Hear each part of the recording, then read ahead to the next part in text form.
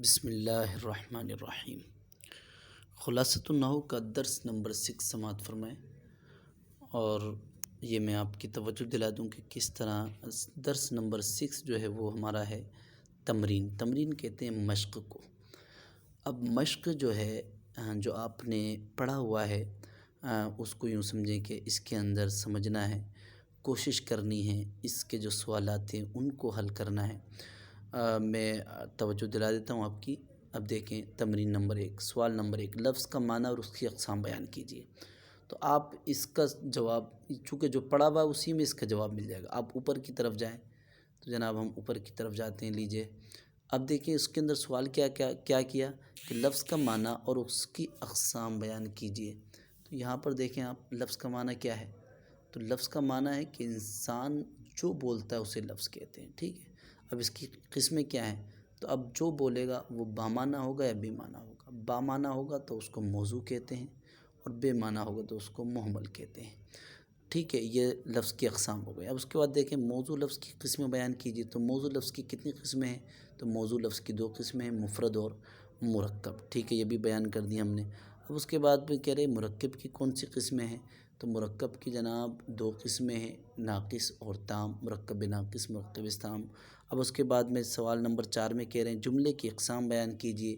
تو جملے کی قسمیں بھی دیکھیں، یہ ہیں، ادھر آپ تب دیکھیے گا کہ جس جملے کا پہلا جز اسم ہو اسے جملہ اسمیہ کہتے ہیں، جیسے البستان جمیل، اور جس جملے کا پہلا جز فعل ہو اسے جملہ فعلیہ کہتے ہیں۔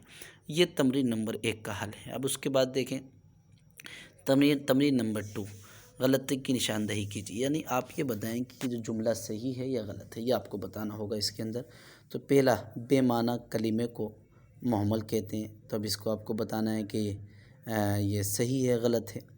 اسی طرح موضوع لفظ کو مفرد کہتے ہیں، یہ تو بہت آسان ہے، آپ تھوڑی توجہ دیں گے تو اس کو سمجھ لیں گے کہ ہاں یہ موضوع لفظ کو مفرد کہتے ہیں۔ اس کو بھی آپ کو جواب دینا ہے۔ جس جملے کا پہلا جز فعل اسے جملہ اسمیہ کہتے ہیں، یہ بھی آپ غور کریں کہ صحیح غلط ہے۔ تو چونکہ اب اس سے اندازہ ہو جائے گا کہ ہم نے اوپر کا سبق مکمل صحیح طریقے سے پڑھا ہے یا سمجھا ہے یا نہیں۔ اگر سمجھا ہوگا تو ہم ایک دم سے اس کو جو ہے جواب دیتے جائیں گے، اور اگر نہیں سمجھا ہوگا تو پھر یہ ہمارے لیے آزمائش ہو جائے گی۔ تو ہم سمجھنے کی کوشش کریں۔ دیکھیں نمبر 4، جس جملے کو سچا یا جھوٹا کہا جا سکتا ہے اسے جملہ انشائیہ کہتے ہیں۔ تو اب آپ کو یہ فیصلہ کرنا ہے کہ یہ جملہ صحیح یا غلط ہے۔ تو بہرحال اس طرح تمرین اپنی کاپی آپ ایک بنا لیں نوٹ، اور اس میں لکھیں تمرین نمبر 2۔ تمرین نمبر 1 اس کو کس طرح لکھنا ہے کہ دیکھیں آپ اس میں الدرس الاول یعنی پہلا درس لکھنے کے بعد میں تمرین نمبر 1، ٹھیک ہے۔ پہلا درس، اب اس کی تمرین نمبر 1۔ اب اپنی نوٹ میں یہ لکھ لیں، لفظ کا معنی اور اس کی اقسام بیان کیجیے، تو آپ لکھیے گا وہ پورا۔ اس کے بعد پھر تمرین نمبر 2، غلطی کی نشاندہی کیجیے۔ تو بے معنی کلمے کو محمل کہتے ہیں۔ اب سوال نمبر 1، بس آپ کو ٹک لگانا ہے کہ یہ سوال غلط ہے یا پھر صحیح ہے، یعنی یہ سوال کہہ رہا ہوں، یہ جو سینٹینس ہے، یہ جملہ ہے، یہ صحیح ہے غلط ہے، بس یہ آپ کو ٹک لگانا ہے، پھر انشاءاللہ اس کو چیک کر لیا جائے گا۔ اب تمرین ابھی آپ صرف 2 ہی تمرینیں آپ کو حل کرنی ہیں۔ بہرحال اس کو حل فرما لیں، اور اس کے بعد انشاءاللہ تمرین نمبر 3 اللہ نے چاہا درس نمبر 7 میں انشاءاللہ میں پیش کر دوں گا اس کے مطابق۔